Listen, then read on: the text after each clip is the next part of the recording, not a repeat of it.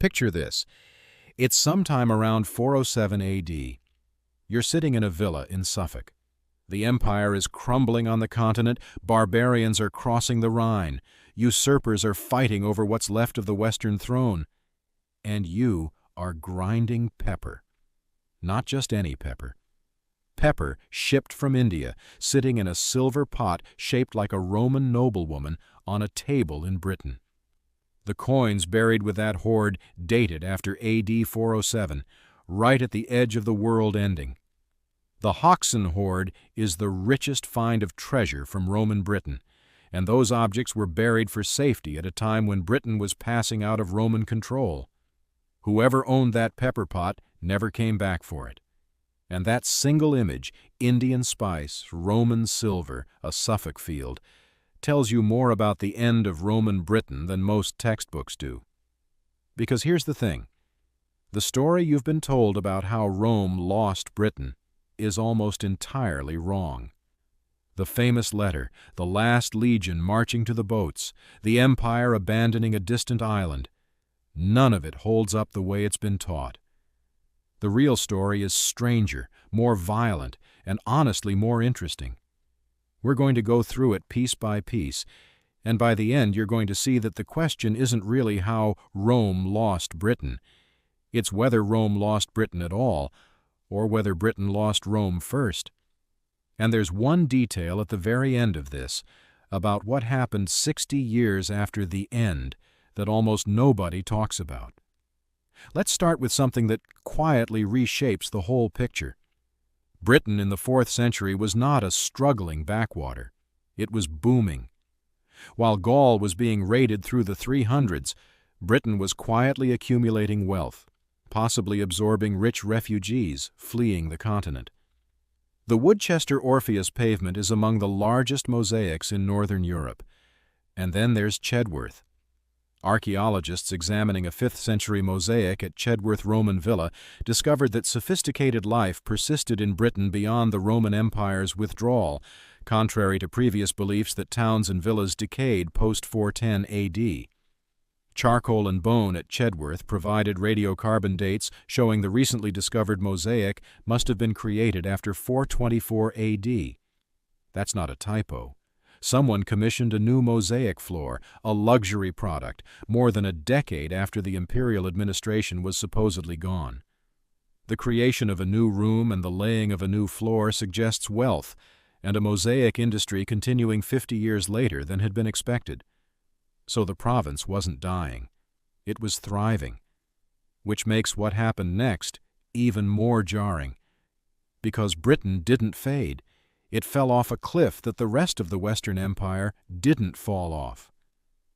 Late Roman Britain had industrial-scale pottery, Oxfordshire ware, New Forest ware, black burnished ware, shipped across the whole island. Within about a generation of 410, that entire industry vanishes. Britons revert to handmade pots. Wheel-thrown pottery doesn't properly return for roughly 300 years. Nothing like that happens in Gaul, Spain, Italy, or North Africa. And no new coin shipments arrive after around 402. But unlike every other post-Roman province, the Britons never start minting their own. The island simply demonetizes. The economy doesn't contract. It disappears. That collapse needs an explanation. And to find it, you have to go back further. To a night in 367, when Rome's entire intelligence network in Britain turned out to be working for the other side. Ammianus Marcellinus calls it the barbarian conspiracy. In 367, the Picts from the north, the Scotti from Ireland, the Atticotti, and Saxon raiders from the sea all struck simultaneously. Not separately. Simultaneously. The Dux Britanniarum, the senior military commander in Britain, was ambushed. The Count of the Saxon shore was killed outright. Rome's 2 top commanders in Britain gone in one coordinated strike. For a long time, historians treated this as a coincidence of timing. Then they looked more carefully at what happened when Count Theodosius arrived to clean it up. He permanently disbanded a unit called the Ariani, long-established frontier scouts whose job was to monitor barbarian movements and report back to Roman commanders. He disbanded them because they had been taking barbarian bribes to pass Roman troop movements the other way. A coordinated multi-nation surprise attack looks a lot less mysterious once you know that Rome's own intelligence service had been sold to the enemy.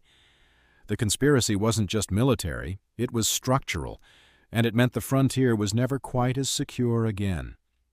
Now, here's what makes this even more consequential. Britain wasn't just a province Rome was defending for sentimental reasons. It was feeding the Rhine frontier. In the 350s, the future Emperor Julian ran a grain fleet ferrying British corn across the Channel and up the Rhine to supply the armies rebuilding the Gallic frontier. The sources disagree on the exact scale, but Julian's own figures suggest something in the region of 600 ships. That's not a supply line, that's a logistics empire. Britain was the breadbasket keeping the Rhine armies operational. So when Britain eventually stopped functioning as a Roman province, it didn't just lose Rome an island. It knocked out the food supply for the most strategically critical frontier in the West.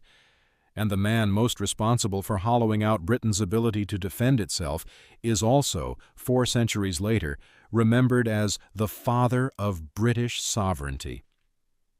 That tension is worth sitting with for a moment. Magnus Maximus was a military commander in Britain who in 383 took the British field army to Gaul to press his claim to the imperial throne. He never sent it back. By any honest reading, he stripped the province of its professional military muscle and left it exposed. He was eventually defeated and executed. But 4 centuries later, he reappears in Welsh tradition as Maxen Wledig, the hero of a Mabinogian tale in which he dreams of a British princess and crosses the sea to find her. Multiple Welsh dynasties claimed descent from him. The Pillar of Eliseg in Powys, a real 9th century stone monument you can still visit today, names Maximus in a royal pedigree. The man who drained the garrison was remembered as the founding ancestor of British kingship. History is strange that way. So by the early 400s you have a province that's wealthy but militarily hollowed out, with a compromised frontier, dependent on an empire that's being pulled apart from every direction. And then comes the moment everyone quotes, the letter from Emperor Honorius in 410, telling the cities of Britain to look to their own defenses. That's the founding document of Britain's independence. Except there's a problem, a significant one. Writing at Constantinople during the early 6th century, Zosimus preserves some important fragments of information concerning events in Britain during the early 5th century. In particular, he reports that the Western Emperor Honorius sent letters to the cities of Britain in Forum 10, instructing them to take care of their own defense, and he is the only source specifically to record this event. One source, writing a century after the fact. And curiously, he only mentions this event in passing during a lengthy account of the activities of the Gothic leader Alaric as he tried to win Italian support for his puppet emperor Attalus. The letter appears in the middle of a passage about Italian cities. There are suspicions that Zosimus's reference to the cities in Britain, coming as it does during a description of events in northern Italy, is the result of confusion on Zosimus's part, or scribal error. In the 17th century, Jacques Godefroy suggested that the text be amended to read Bruttium, now Calabria in southern Italy, and this suggestion is still widely considered plausible. There is no scholarly consensus. The founding text of Britain's independence might be a copyist's slip about the toe of Italy, and even if it does refer to Britain, it's a rescript, a reply, which means someone in Britain wrote to the emperor first, asking for help, and got a shrug back. But here's what the letter debate obscures, and this is the part that actually flips the whole narrative. Zosimus himself, in the same account, is explicit about what the Britons did in 409. They took up arms, they defended their own cities, they expelled the Roman administrators, they set up their own government, there was no evacuation order. There was no last legion marching to the boats. The province seceded. Most likely it was a tax revolt. The Britons had been paying imperial taxes for security. The security had stopped arriving, and at some point the calculation changed. Rome didn't abandon Britain. Britain fired Rome. The entire Rome lost Britain framing is backwards, and once you see that, you can't unsee it. And we actually have one personal voice from the last generation of Romano-British people. Not a chronicle, not a military record, a person. His name is Patrick.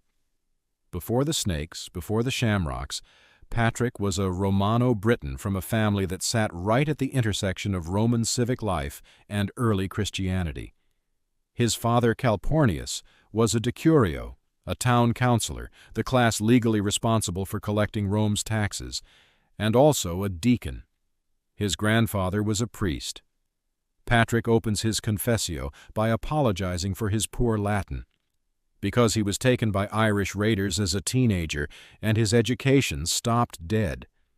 That apology is the collapse of Roman Britain in the first person. A tax official's son, kidnapped from his family's villa, embarrassed about his grammar for the rest of his life. That's what the end of an empire looks like up close. Now, if you've stayed with this, here's the thing I promised at the beginning. The one that almost nobody mentions. If Rome lost Britain in 410, what do you do with 468? Because roughly 60 years after the supposed end, a king called Rhyothemus, king of the Britons, crossed the Channel at the request of the Western Emperor Anthemius to fight the Visigoths in Gaul. He brought 12,000 men with him. Jordanes records the campaign. And Sidonius Apollinaris, a real Gallo-Roman aristocrat and bishop, wrote him a letter that still exists. Post-Roman Britain was still fielding armies, receiving imperial diplomatic requests, and projecting military force across the Channel 2 full generations after 410. Whatever lost means, it doesn't mean collapse into darkness. It means something far more complicated, far more interesting, and far less final than the story usually told. So let's bring it together. Britain didn't decline gradually the way the rest of the Western Empire did. It had a sharp, strange, almost uniquely catastrophic economic collapse after a period of genuine prosperity. Its frontier had been compromised from within. Its best troops had been taken away by a usurper who later became a founding hero of Welsh identity. The province likely seceded rather than being abandoned.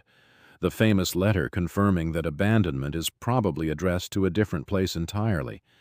And 60 years later, the people of Britain were still acting like a sovereign power with an army and diplomatic relationships.